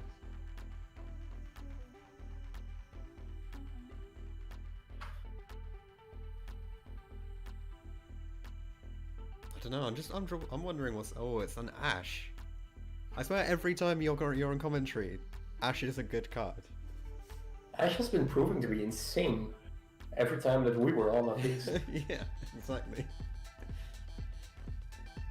Okay, so we've got Trap That Pops versus Trap That Pops on both sides, except Stevens will get him additional access to his engines. Yeah. Graveyard-wise, he's like halfway to an engine. Spot removal is so insane versus Virtual World. But Tristan did play it out correctly. He did anticipate the hand trap and he made this Shen Shen.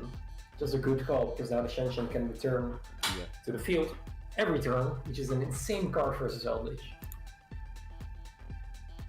And I think Steven's going to struggle to get to a position with another Wakero because he's already got a golden land trap in the graveyard. He hasn't got a new access to another Wakero just yet. It's true, but we do not know what the last set card in his hand is. Yeah. Of course, you don't really want to play into the Gamma now anyway. You will just kind of let the Gamma stay on in his hand for the rest of eternity, I think. Yeah, that's true. Stefan isn't in the best spot right now because Tristan's field is just graveyards just filled. Yeah, that's pretty crazy. Can he? Oh, he can. He has two, right? Yeah, Nyan and King. Oh yeah, he shuffled a banished card back with Nyan Nyan. That's something you were able to do, right? Yeah, that's a really nice touch. There's so few cards that can do it. I think it's like I think it's Omega, Nyan Nyan, and the Paleozoic, the Leon Qualia, I think it is. Oh yeah, that does that as well. Yeah. Omega as well. Yeah, Does Omega? I'm not sure, by the way. I'm pretty sure Omega does.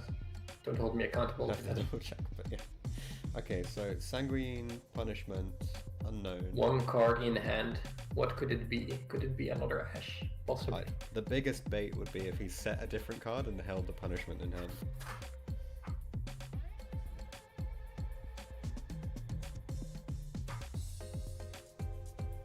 apart from the... Oh, okay. Yeah, Tristan's grave is stacked. Yeah, he's a lot of King Long options. Chooch, Shen Chen. It would be really, really good if the last card in Stefan's hand was a Hakuiro, but it is sadly not. Could be something else, could be a hand trap. Could be, I haven't checked his list. Could be anything like Ash, Meister, I'm not sure what's in there.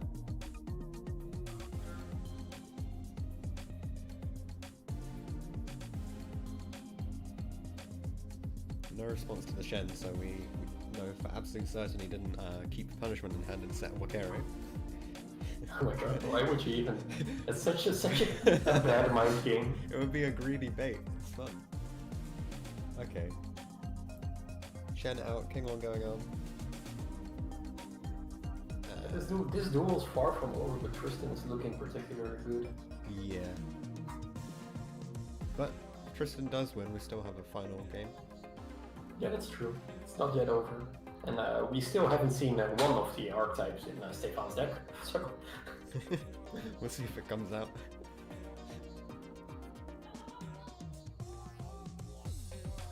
GG. I love GG. Because anytime I hear it, I don't think of the virtual world card. I just think that that's someone admitting that they've lost. Yeah, GG. Okay, so Lulu, GG, Gamma.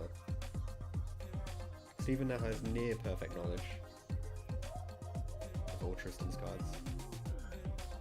Do you want to hear something low-key funny off topic? Yeah? Lens Troll is on to flip this card upside down. Whoa. Did they resume the race? Yeah, they just resumed it first lap. Let's flip it upside down. What a mess. GG hitting the field, such a strong card. Get back on topic. It's insane that people overlook this card, but like adding back a card in the end phase is huge. Yeah, it makes a lot of your lines totally free to play. It's like you put no investment really into a lot of your boards. Yeah, because it's- you can keep going next time. Resource management really isn't a thing in this deck, except like when you go into a very late grind game, you know? Like when all your stuff is banished, then you will start to have to play around. Like each card in this deck helps with that. The Trap shuffles back, Nyan Nyan shuffles back, GG adds back from grave. You have so much options. That's the key differentiator between Virtual World and the other combo decks recently, isn't it? Because Dragon Link was stuck after you went through the extra deck. Infinnoble can sometimes end up in a similar position if you get through too much of your extra deck as well. Yeah, exactly. Like you had one card left for like OTK, like Moral Sword. This deck has all the extra deck cards are so utility cards.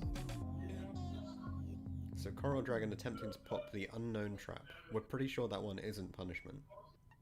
But we don't know what it is yet. Oh no, we do know what it is. It's Sanguine, isn't it?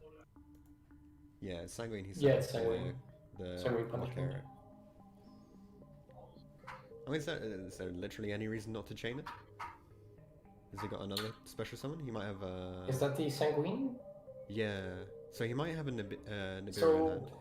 the thing is that all cards from the field are banished. So you will lose the Sanguine Either way, yeah. either way. But do you want to like lose the Lord? Yeah, so it looks like he's got the Fleur here though. So he can just stop the... he can stop his choice, alright? He can stop the Shen Shen. No, yeah, but of course Tristan still has the trap, so he can just pop the Dogmatica Ecclesia, and then Fleur will summon True. itself, but there will be no negation. True. But he Wait, he not doesn't. think this is. He doesn't think it's worth it, okay. Now the question is, what card is he going to negate? Oh, he negates a Coral Dragon. Negates the Coral? Interesting. That's... Oh, No. okay. So the So- punishment can still stop the Shen Shen, right? Yeah, that's true. And because it sends from extra deck, he'll still be able to get that graveyard. Yeah, maybe he wants maybe he wants Tristan to burn through his cards a little bit more, because banishing so many cards, of course, is quite difficult. Yeah. And I think he's gonna destroy the Couché in the end phase, no matter what. With the, or at least he wants to destroy the Couché with the punishment. Or at least that's something that I would do. This is the final match, Magnitude Gaming. This is Tristan versus Stefano YuGiJoe. This is game 2. Stefano is ahead with 1 game.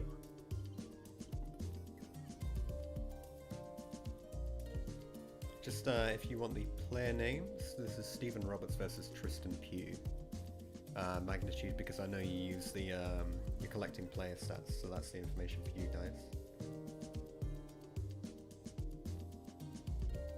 But I mean, yeah, I look at this and we know that Stephen's got one more genuine interrupt, but I still don't think it doesn't look like it's going to be overwhelmingly helpful against a board of No, but 5 like monsters. how is Tristan going to play through this field? Like, for example, the Ecclesia, if he will not use the trap card, it's gonna stay on the field. So, like, his entire extra deck monsters, they cannot out the Ecclesia one. Yeah, that's quite funny. Unless you have to use the effect. You probably just do use the trap, right? Stefan is in a good spot at the moment, but the Shen is proving like a lot of difficulties. As long as the Shen stays on the field, you cannot activate the effect of the Lord in the graveyard. Yeah, that makes things a bit tricky for you. Yeah.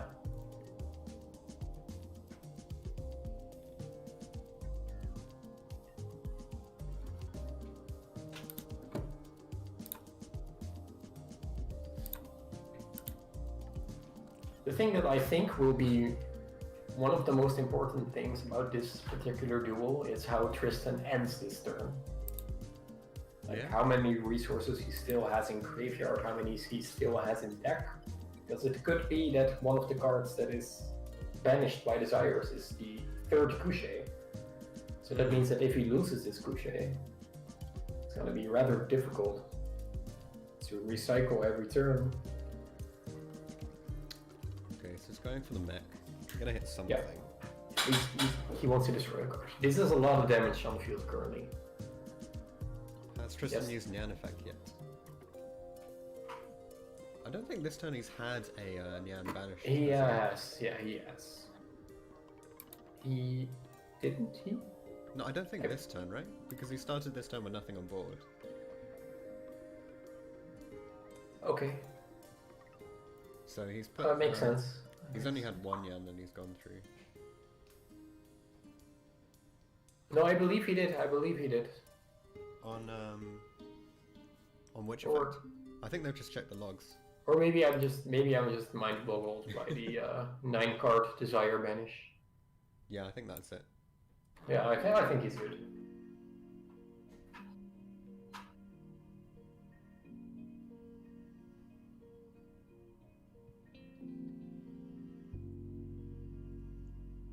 Stephen thinking on this Nyan effect and banish. I mean, he can't stop it, right? You can only just interact with the board. No, but you were kind of like just thinking about everything. I don't think he can stop it. I guess maybe he thinks if Or maybe wants he to is pop the really trap- reading the logs back, Yeah, just to be sure. 1 card can make the difference. that's true. But it gets tougher and tougher the longer these guys play. You just get so much fatigue at this point. I spent all day yesterday playing Swiss rounds, and then today you make it all the way through into the final. Any Yeah. moment could be the moment that takes it away from you. Exactly. What is at stake here? What does the number 1 and the number 2 player win? So it's 40% of the prize pool. Let me just double check the numbers.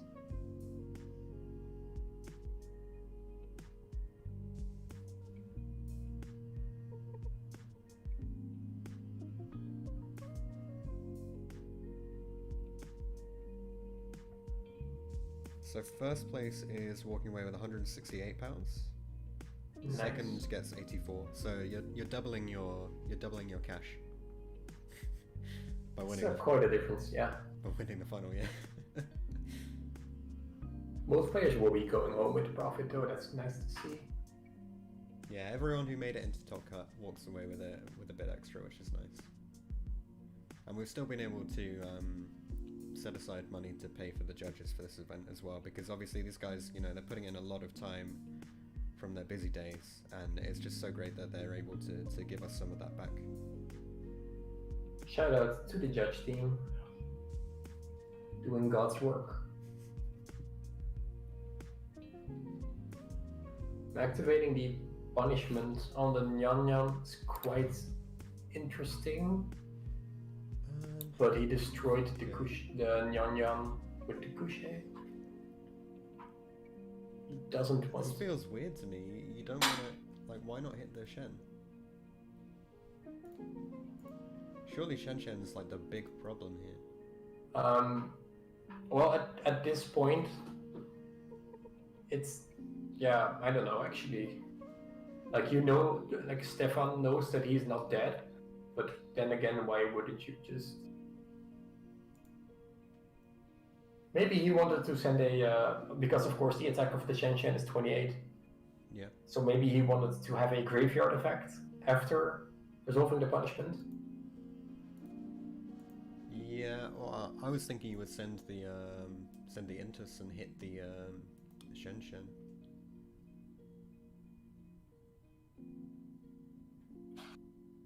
Oh, he's right. Oh, yeah, I didn't think of that too. Oh no. Yeah, Steven's like in such a bad spot with Shen still alive. If he'd used if he'd Yeah, maybe he should have just bitten the bullet and destroyed the couche. Because now he has no access to anything. I would have. So personally, I would have punishment hit either the Nyan or the. I think you have to hit Nyan, right, and send Intus, and then use Intus to kill the Shen, because to me, like, your Eldritch engine is so reliant on your graveyard resources carrying on, and a lot of that happens from field, especially when you're trying to like revive your lord and stuff. So here he's not going to keep the Sanguine. Will be banished, yeah. Yeah, and I don't think he's realised that because he's just put it into the graveyard. And he did realise that, yeah. Nice. Okay, but it's definitely a tough spot for him.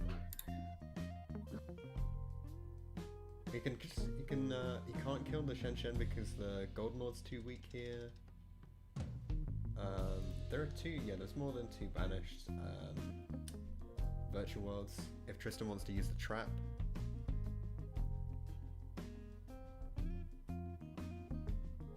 So Tristan's just debating whether he wants to just kill the Golden Lord here. And it would be banished as well. So like, yeah, just gonna pop it. Steven's last card in hand has to be really good.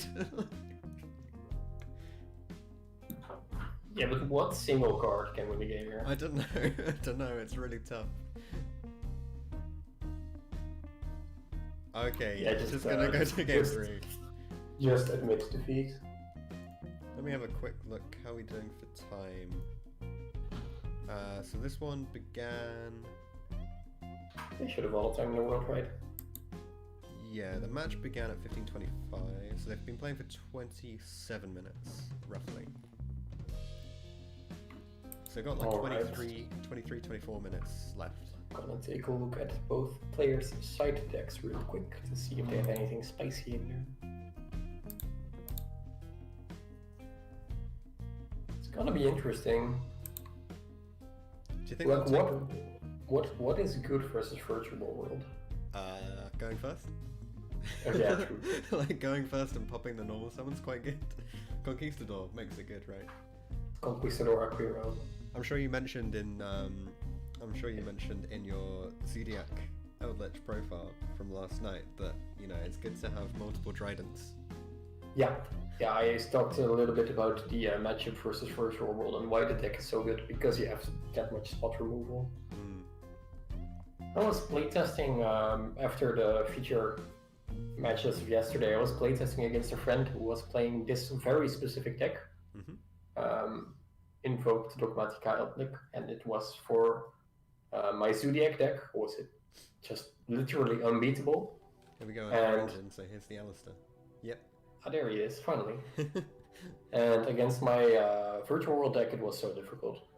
It's just such an uphill fight. Yeah. Ash being hit on the field.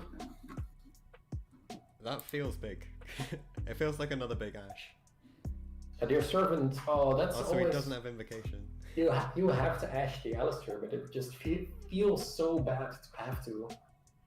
Like, Yeah. now the Servant resolves, that just sucks so much. Ecclesia hitting the field. Ash Dragon hitting the grave. Ecclesia adding the trap. Do you take the trap here? Why would it end phase you can search Fleur, so yeah.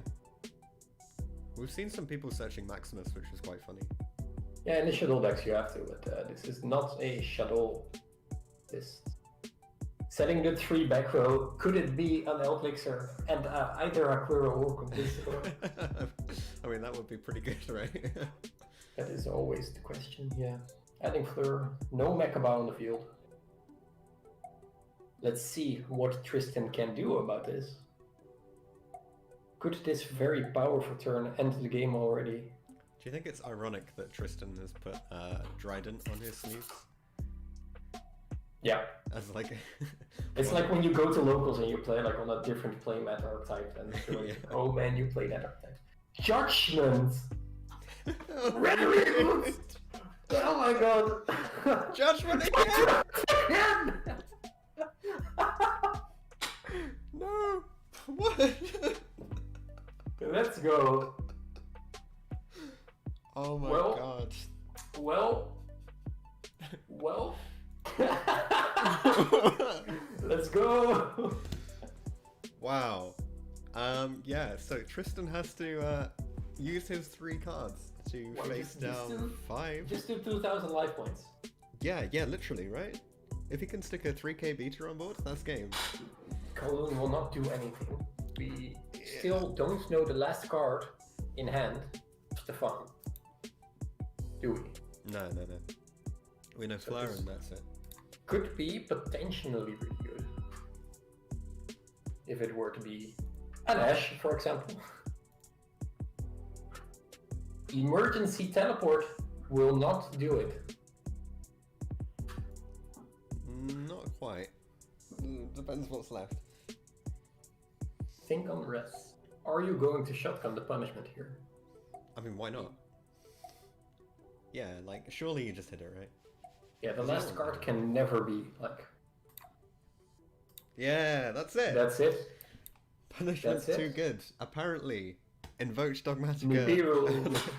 Oh, wow. But For once, I think he kind of Ash wasn't... prematurely scooped here. Really? What's the last card in Tristan's Oh no, hands? never mind. Tristan has like 4,000 life points. He's just dead. Yeah, next turn. exactly. Yeah. Reboot is That's apparently not insane. good when you have Judgment. That is insane. We see Tristan's a bit annoyed here because obviously he did only actually Oh, play wow. his engine for one Unfortunate. one round, but that is It it. happens. Steve Roberts takes the Congratulations. crown. Stefano takes the tournament with his Oh, boy.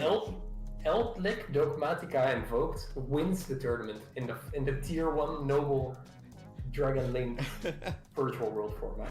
That's insane. I'll just stick the top 8 deck breakdown back on screen, but as we saw, majority virtual worlds and majority combo decks, but it is just the one lucky Eldritch invoked Dogmatica Lord F. control that takes the win. Lord F.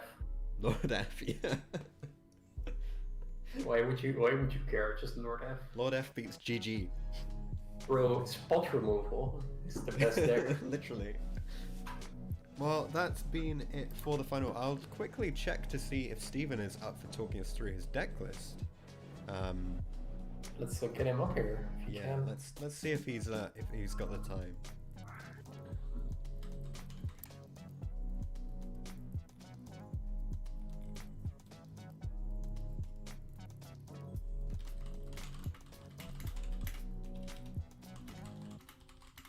Commiserations to Tristan, but of course he has been winning quite a lot of events with Virtual World recently.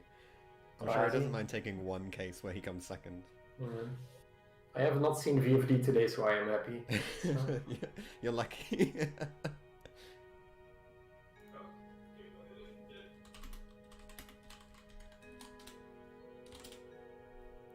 Okay, I've just sent Steven a quick message. He's happy to chat, so should we see if we can get him into...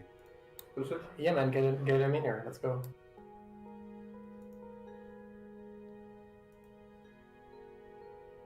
I'll just ping him over an invite and see if it lets him, because we changed some of the permissions around, but should be okay.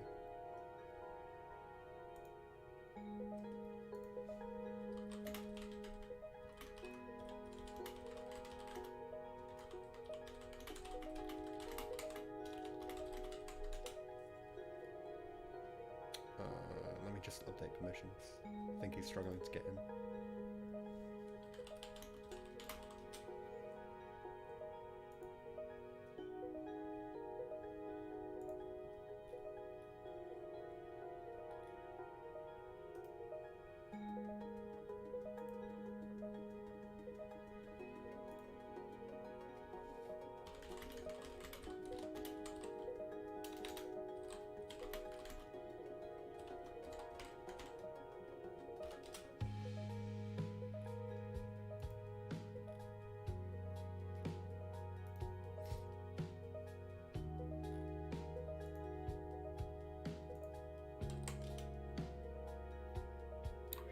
You can drag him in, right?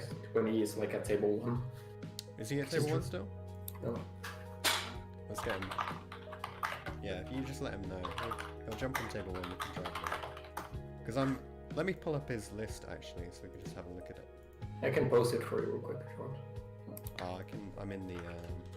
Oh, I'm in you're the all there. file, it's okay. Yeah, he's in table 1, so you can pull him over to the commentary booth. Stephen, hello. How's it going? Can you hear me alright? Yep, yeah, Yeah, I'm we just going to can. turn you up a little bit from my side. Congratulations. Yeah, beautiful. Against in the final. No, you pulled through with a very interesting deck. Got there in the end. Let me see. Man, Right, so the deck, yeah. I am not sure if you were listening to the stream, but I love your ratios. I Yeah, love this. thanks. It looks very solid. It looks exactly how I would build this deck. This is really, really cool. Really well done, man. I built the deck like last week, like coming up to the event. Because I That's just all you wanted to need. play something like easy, like I like control decks. And this like has like all the good engines in, Yeah, absolutely. Yeah, it has. maximum consistency. So did you think ahead that you would have a good like matchup versus Virtual Worlds, that stuff, or? Yeah, because that's why I play like Nibiru, and Ash sometimes is good against it. And siding the droplets and Gamma can stop VFD. Nice. That's like the main part you struggle against. So how did you feel after you activated that second judgment? When I opened my hand, I was like, oh, this is insane, I have to win this. I double Judgment Alistair Nadir Servant. Nice. It's crazy. The Ash got down, but you still at the servant. Nice. Yeah, every time we've been on commentary, Ash has been super impactful, so it's surprising for once it didn't matter. Yeah. So how come you picked these engines to go in? We've seen a lot of variety for Eldritch in the past. So I was playing pure Eldritch before with like just trap cards like Skill Drain and stuff, do you like in the OCG? Yeah. The fun And, deck. but the thing I was struggling with was against combo like Virtual World and Dragon Link, because it didn't main deck any hand traps. Because I was playing Monster Gate and Reasoning in it Oh my god.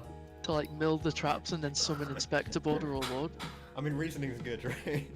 Yeah, You can special Inspector Border, can you? yeah, Monster Gate and Reasoning. If you control no monsters. Oh really? Oh my god, that's so And I decided to play this because I've never tried like all these packages in one, and it worked out really well. Like opening two engines and like a hand trap. Yeah. It's like really strong. Do you think you got lucky, or do you think it was just a strong build?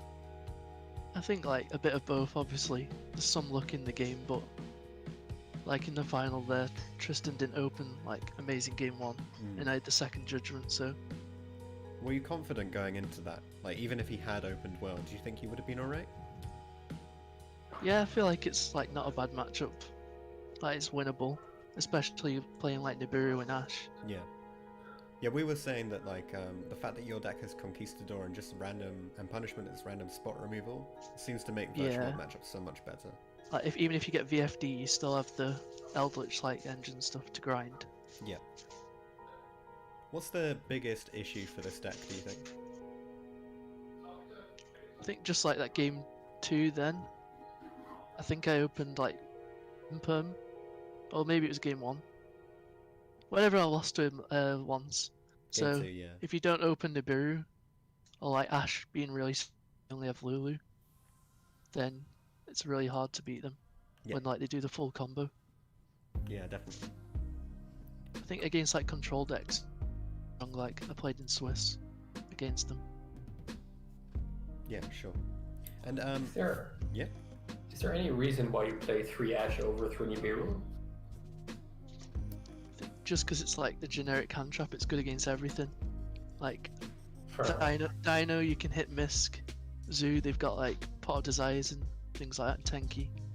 Oh, true. It's like, Yeah, like, I couldn't fit the third Nibiru in.